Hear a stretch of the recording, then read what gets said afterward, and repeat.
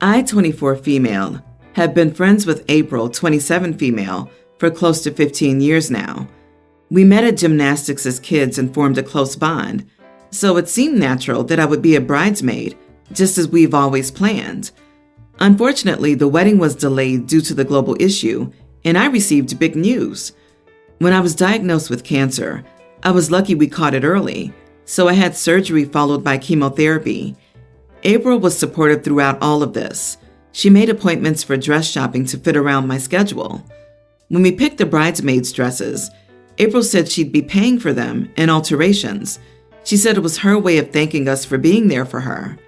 We chose to buy mine a size up from what I wore because chemo could cause weight gain. Unfortunately, I've had to go through more rounds than first predicted. 3 weeks ago, we went to a fitting and my dress wouldn't close. I was embarrassed. I didn't want to leave the changing room, but April talked me into coming out as the other girls hadn't seen me try it on, and they were excited. I came out and explained the problem to April, apologized, and offered to pay her back for the dress and to pay for the alterations to make it fit. All that needed doing was for it to be let out. It had been taken in at my last fitting because I had more chemo. The seamstress said that it was easy to do and wouldn't damage the dress as we had bought a bigger size in the first place. I thought everything was fine until we went out for dinner with a few friends to celebrate getting closer to the wedding. When I ordered pasta, April gave me a strange look and then commented that it was no wonder I didn't fit into the dress and that I just couldn't say the weight gain was from the chemo. I was in shock about it and didn't know what to do. Then someone told her it was a horrible thing to say.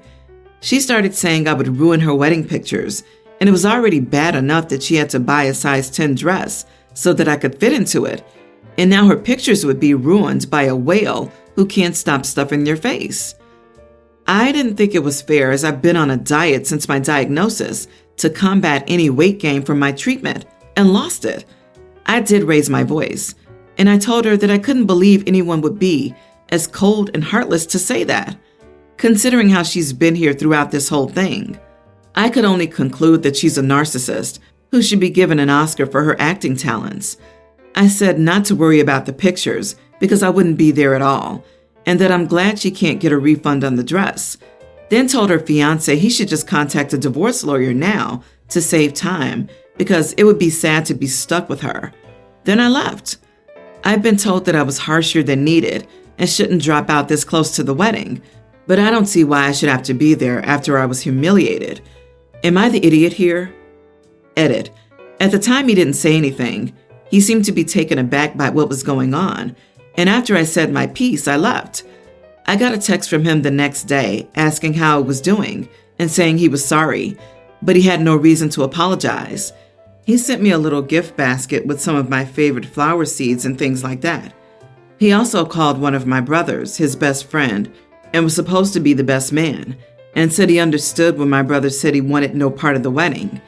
He's been very nice about it without pushing boundaries for me to talk. Not the idiot. Screw that.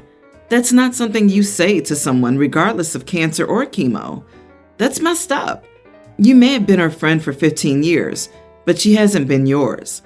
I would have said to the fiance, good luck with the whole in sickness and in health thing. You see how she treats critically ill lifelong friends. Hope she does better for you. I'm out. Yeah, I read this and was immediately so angry. This is just evil.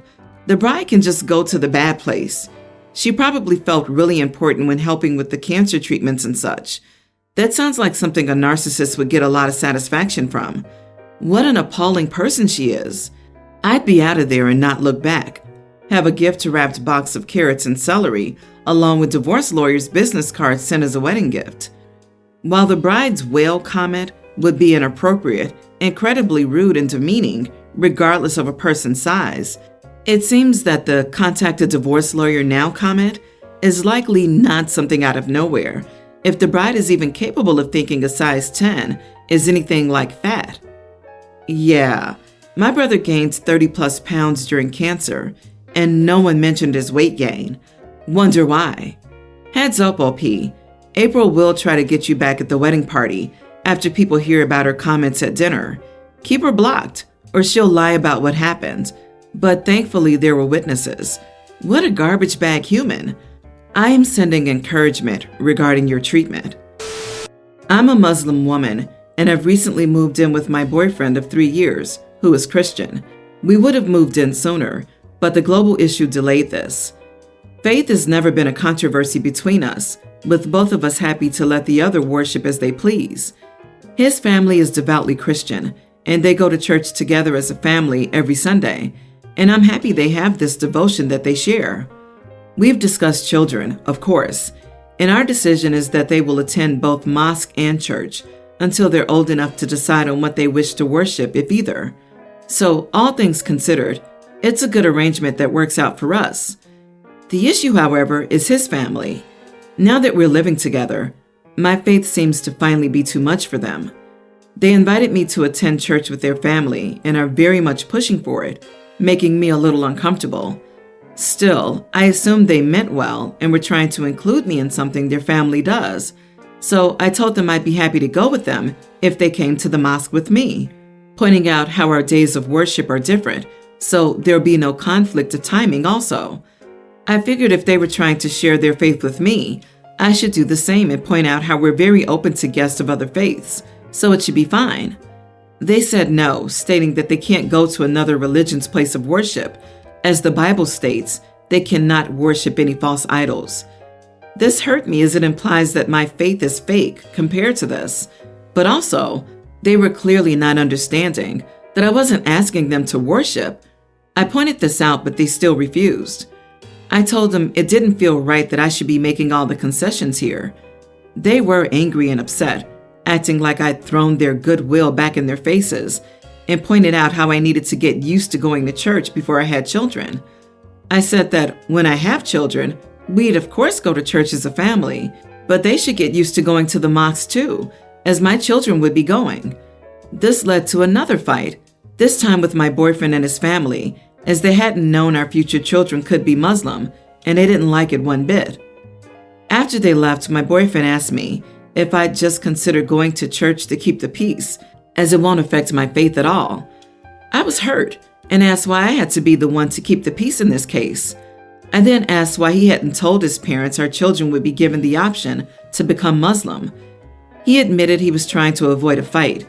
I told him I'd only go to church if his family went to the mosque, and with an open mind at that, and he said that wouldn't happen, to which I said he had his answer. I do feel bad for putting my boyfriend in the middle of this, but my faith is important to me, and I don't like it being treated like it's a lesser thing. Am I perhaps in the wrong? Should I go to keep the peace even though they won't meet me halfway? Not the idiot. This wasn't goodwill. It was an attempt to control, thinly veiled under an evangelical guise. Watch Fiance closely. How he handled this will likely be how he handles other conflicts. Example, when grandma tells your kid their mommy's going to the bad place, what's he going to do? This is not a religious problem, but a rocking the boat problem. The initial deal about religion sounds quite fair to both parents and future children, but it requires that both parents respect the deal and not fanatically. I'm sorry, but this relationship is doomed. Your boyfriend isn't going to stand up to his parents, and you're going to be cast as the villain. Best of luck. This is the only answer they need to hear. There will be a horrible tug-of-war between the two religions when kids are brought into the mix. Imagine the poor kids. I agree the relationship is doomed. Honey, this isn't going to work. He's been lying to you about how okay he is with this. He has no intention of honoring the agreement and will not be attending mosque with you. That's clear. You didn't put your boyfriend in the middle. He put himself there from the get-go by not being upfront and honest with them. It was our first real vacation since 2020, and my first with just my husband in over 10 years. Our daughter Annie, nearly adult, was left home alone. For some reason, recently Annie can do no right in hubby's eyes. Dress, music, chores. He's deemed her irresponsible. It is farthest from the truth. She has a summer job and makes good grades. She's in fact kind of a hermit for her age. Unknown to me, my husband set the water heater to refill only once a day while we're gone. Annie did some dishes and laundry. She took a shower and the water was cold. She was upset and thought it was broke and called us panicking. My husband yelled at her for wasting our hot water and told her how irresponsible she was, enough to make her cry. I got madder than I ever have in this marriage and said most parents would love to have a daughter like Annie. We argued and screamed all night. So the next day, I left the resort and went to a little hotel down the street. My husband has been trying to call me, and I told Annie to block her father and ignore him. My husband is mad about the wasted money on this vacation, but I can't stand to even look at him over an argument over something so stupid and preventable. I feel like I am the idiot because this vacation has been rescheduled twice. It cost thousands of dollars, and I was the one who originally wanted to go. So I've wasted all that money and am now wasting more in a separate hotel. Your husband dislikes your daughter, so much so that he manipulated a situation so that he could have an excuse to bully her. This is profoundly toxic and obsessive behavior. You need to truly consider whether you are enabling this abuse by staying with him and giving him an avenue for the ongoing verbal abuse of your child. Not the idiot for your behavior here. Thanks for sticking up for an innocent kid. I don't think OP deserves that much credit. The poor girl sounds a bit traumatized. Hermit for her age? Panicking about an appliance, getting yelled at for doing laundry. I'm glad she put her foot down for this instance, but it sounds like this has been going on for years. Excuse me, what? Calling her daughter a hermit isn't any form of abuse. The father is verbally abusive, but OP hasn't done anything wrong. She said they argued all night and even left the hotel. She's defending her daughter. Have you considered that the abuse caused the hermit qualities? She's so scared of getting in trouble that she isolates herself. Let me get this straight, OP. Your husband is mad because the daughter who was home alone washed dishes, did laundry, and took a shower? I'd be thrilled if my kids took showers without being told. Laundry? Dishes? I'd probably assume my kids were abducted. That's nuts. Your husband sees your daughter as unworthy of even having hot water. Less than. Unfortunately, this can't be the only instance he's treated her awfully. It's time to protect your daughter and put your foot down. He sees nothing wrong with his behavior. Either he needs therapy, or you need to do more than leave him just for the vacation.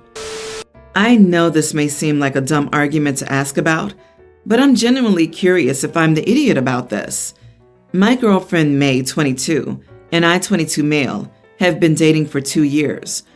I want to start off by saying that my girlfriend is very small and tends not to eat very big portions. I've rarely seen her complete a full meal by herself, maybe on 1 or 2 occasions out of the 2 years and thousands of meals we've had together. She isn't selfish with her food, but she doesn't like to share with me all the time, which I just kind of find rather annoying considering she doesn't finish all her food. For example, if we are out to eat, usually I'll reach my hand over and try to sample a bite while her food is hot and fresh because I want to taste. She'll sometimes smack my hands away and tell me to wait. Then an argument always ensues because she thinks I should give her the courtesy of at least trying to finish her meal before I touch it, which is annoying. After all, I know she won't finish it, and she knows I like my food scalding hot. I usually won't even eat it if it's room temperature. I'm asking if I'm the idiot here because this weekend we went to a fair in our town. She got a basket of 3 fried Oreos, and when she brought it over, I took one, and she got really upset, saying, "You know I wait for these all year round, and I wanted to eat all of them," which was probably a lie, but she seemed kind of upset for the rest of the night about it. I'm pretty sure I'm not the idiot, but I wanted to ask for objective opinions to settle this debate with her. Am I the idiot? You are the idiot because you didn't even ask. I also never finish my meals, but my husband waits for me to offer, or he asks. Common courtesy. You also already know this bothers her, so why do you keep doing it? Nobody cares that you like your food scalding hot. You can heat up her leftovers when she's done eating. The absolute nerve to eat off another person's plate, even after being told no. Are you human or are you a hyena? You are the idiot. All I could hear when I read this was, Joey doesn't share food. I'm the same. It's rude to just grab at someone's plate, especially when you know she doesn't want you to. Why do you think your desire for her food outweighs what she wants? She knows I like my food scalding hot, except it's not your food, is it? No, it's not. Leave her alone. You sound like a toddler or golden retriever that was given the gift of speech. You are not entitled to her food, and not on your own terms, you freaking weirdo. Yeah, except don't most goldens sit and stare at the eater, silently judging and shaming them for not sharing? My lab does. OP can't even do that. He is not a good boy. Update. Okay, reading all of these comments has made me realize that I'm not only an idiot, but I'm the biggest idiot in the world. Growing up, I was very poor and was always taught to scarf my food down while it was good, aka while it was hot. I guess that translated into me being an adult and is now wreaking havoc on the person I love most. I thought that eating her food and showing her it was enjoyable would help her recovery. And though comments from parents and friends who watch their loved ones live with anorexia, I was severely wrong. I don't even know how I'll apologize to her, but I'll start by not taking her food and working on my issues. Instead, I'm going to take her to the fair and buy her all the fried Oreos she wants. Thank you all for making me realize just how crappy I was being.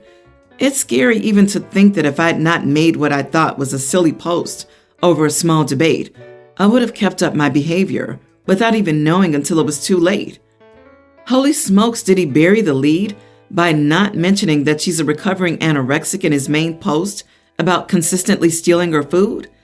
Damn, he just decided to lie by omission, hoping he'd look better, and still came out looking like the idiot.